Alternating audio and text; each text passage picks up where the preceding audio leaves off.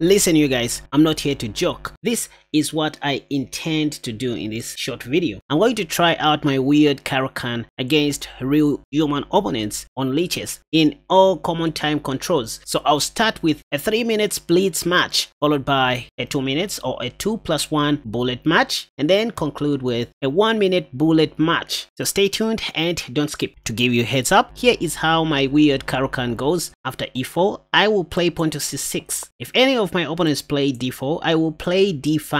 And the ideal setup is where white advances their e-pawn. So my prayer is for white to play pawn to e5. Once this happens, I'll be very happy to play the normal advanced variation of the Caro-Kann, where we develop naturally, starting with bishop f5, after bishop d3, takes, then go e6, and after something like knight f3, I will then play knight e7 followed by knight f5 because I have knight h4 in the near future, or to play c5 right away. The advanced variation is what motivates a lot of chess players to start playing the Caro-Kann due to its simplicity. The plan is very clear and the pawn structure turns out to be very solid. But if my opponent chooses to take on d5 after this move, say pawn takes, I won't take back immediately, and that's the main area of my meat in this video. Why not taking on d5? Because I'm afraid of the pawn of attack. Yes, this is very much holdable and I can still go on to play a normal game from here. But you see, the only reason why I hate the pawn of attack is, due to the fact that it kind of changes the whole concept of the Caro-Kann, where we have to block our light squared bishop. I do not like this, e.g. after knight f6 and knight c3, due to the vulnerability of the d5 pawn. As black, we are forced to defend this somehow by going pawn to e6, and the problem with e6 is that it blocks our light squared bishop, as I said earlier. So if white wants to overcomplicate things, they can just develop their moves normally and call our light squared bishop a bluff. It will take a bit of time for us to develop this light squared bishop, kind of the French scenario if you think about it. This doesn't look like the Caro-Kann defense, to be honest. It just looks like another d4 opening where white plays d4, c4. I hate this, which is why I started messing around with this opening move order where we play queen a5. So after pawn takes, I intend to go queen a5 just to surprise my opponent. This is check, by the way. The top played move is knight c3, after which I intend to take on d5 like this. Pap, if bishop d2 happens, I can play whatever I want in this position. For example, a6 is a great move, just stopping knight b5 in the near future. Also, knight c6, why not? There's nothing here. Knight e4, I have queen c7 or queen d8, whatever. If knight f3, I go bishop g4. That's the whole idea. I mean, to develop the light squared bishop out of the pawn chain and also to stop pawn to c4. So that's what this queen a5 move does. Psychologically speaking, it kind of stops the move pawn to c4 from happening. So we are trying to avoid the pawn of attack and just playing a balanced game like this. The question that begs to be answered is, can I successfully play this weird Caro-Kann in almost all common time controls? You have a choice, either to skip this video and miss out, or watch up to the end and learn some new things. Also getting entertained. If I were you, I would stay tuned and watch up to the end in order to learn some new stuff. So let's go. Let me see what I can do with this. And hey, don't just watch. That's not encouraging at all. To keep this channel alive, you can simply share this video, hit the like button, and subscribe if you haven't already. And if you have nothing to say, just type "Thank you, Caspa" in the comment section down below. Lastly, if you want to go through my study PGNs, such as the one I'm using in this study, you can visit my Patreon page. The link is in the comment section down below.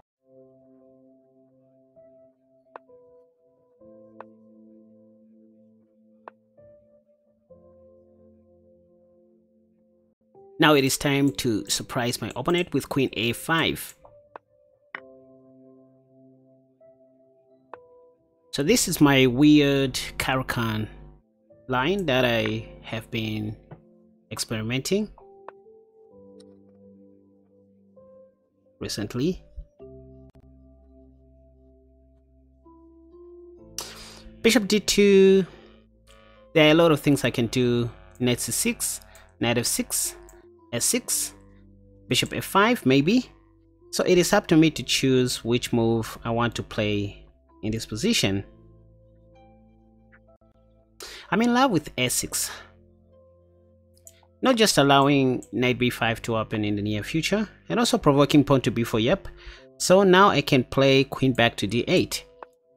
The queen served its purpose already of avoiding the pawn of attack.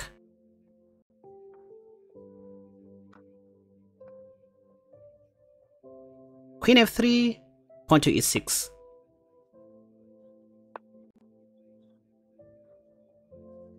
So when it comes to this weird Caro-Kann, what I love the most is the simplicity of it. It's very easy to develop, the pieces, and the plan is very clear. Bishop d3, if I want I can castle shot, or play bishop d7, attacking the b5 pawn, maybe in advance, castle shot. What to do? There's this trick.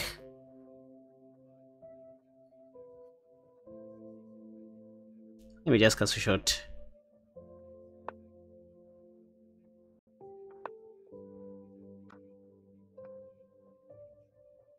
Now I can take on b5 with my a pawn. Why not? Just paving the way for my rook. Now I have a semi-open file if you think about it. And you know what? I can even do this. Cause now I can attack the bishop and the pawn on d4. Let me do that. If anything, I'm just going to be up material. Up a pawn, yep. Queen takes d4. Bishop e3, I have queen c3.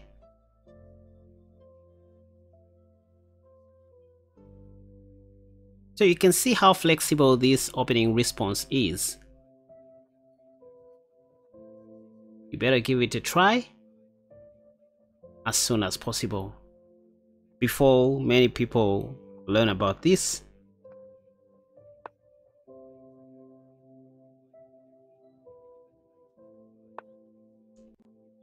Okay, now this is a blunder of the century. I guess from here my opponent is just going to lose all their pieces. I can do whatever I want now. I mean, this is just game over. I just want a free rook. This is what happens whenever I play this weird Caro-Kann. Most people just tend to be confused. They don't seem to know what the hell is happening on the board. d4, can I still go c6 in the hope of transposing back to the Caro-Kann? Yeah, yes, this worked like magic, guys. Sometimes, I mean, even against d4 you can start with c6 and you will see some of your opponents going back to the e4 stuff. Now this is no longer the queen's pawn game, it's just the normal Caro-Kann. I go d5 and then if pawn takes I'll go queen a5. Great. Now let me make something clear in this position. If white plays pawn to e5, queen a5 may wait. I mean, there's no pawn to attack on d5, right? So you don't always need to play queen a5. We only want to play queen a5 if white takes on d5, because there's a possibility that they may play the pawn of attack if we don't play queen a5. That's the logic. So here we can go bishop f5, normal Caro-Kann stuff.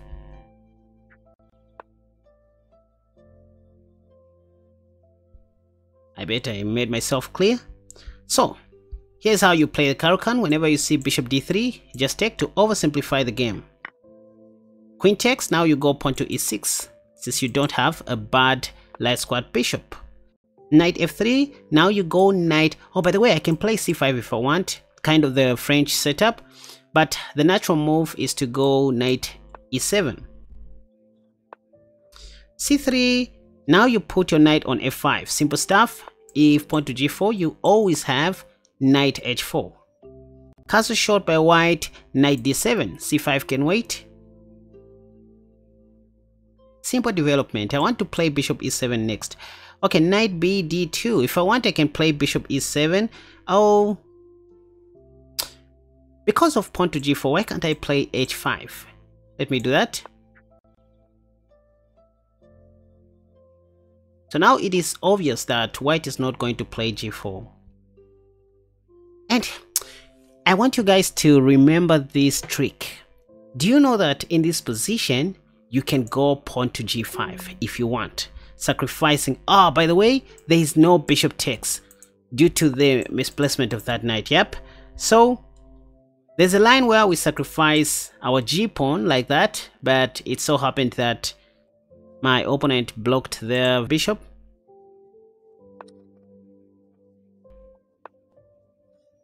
Bishop e7. That, how about, now I'm playing slow because there's a 1 second increment, so time is not a factor. I believe I can outplay my opponent easily even when I'm remaining with very little time.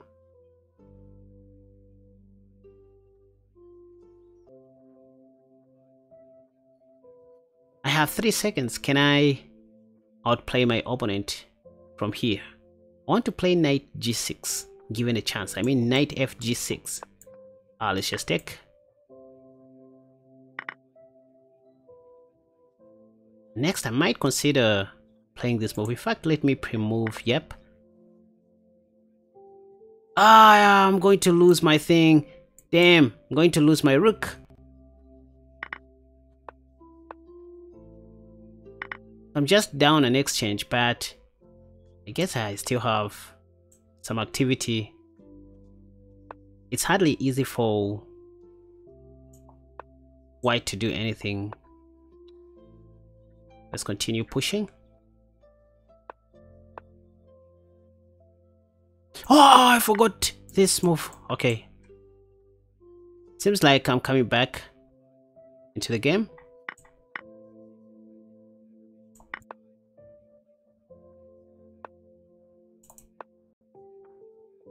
I'm going to win the rook. White should be very careful. Yep, just as I thought. Yep. So that was weird.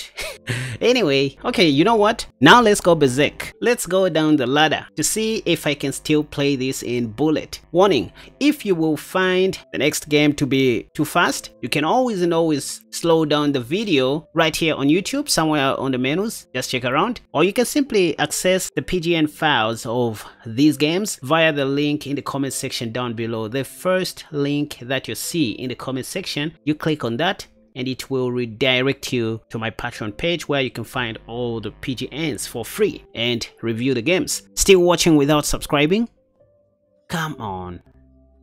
The more you subscribe, the more you encourage me to do more and review more stuff. Anyway, let's go the Caro-Kann again. A 1-minute bullet match. Queen a5.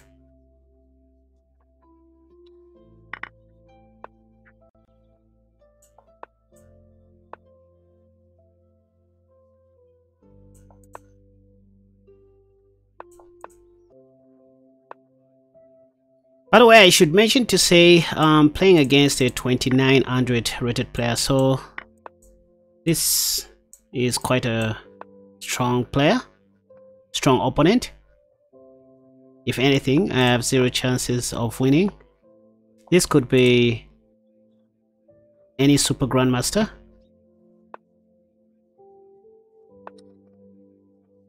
Let's do this. Check. And check.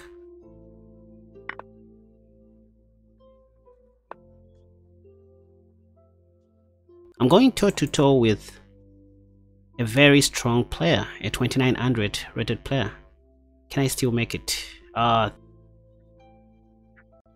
Things are getting weird now. I have this long-term weakness. Look how things are unfolding. Let's do that.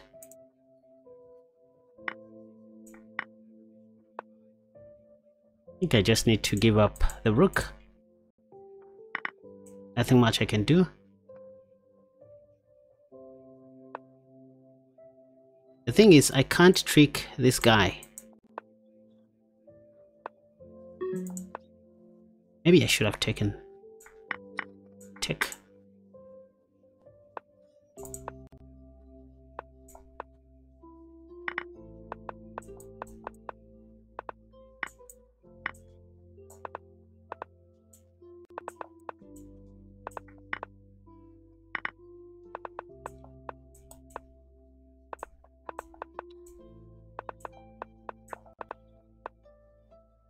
Ah! That was close! Oh, I'm playing against a 2600 rated player. This is rubbish. Time control is only 1 second increment. That's 0 plus 1. I guess my opponent underrated me for them to play this rubbish. Just because the dude is a 2600 rated player, they think they can do whatever they want to Kaspa.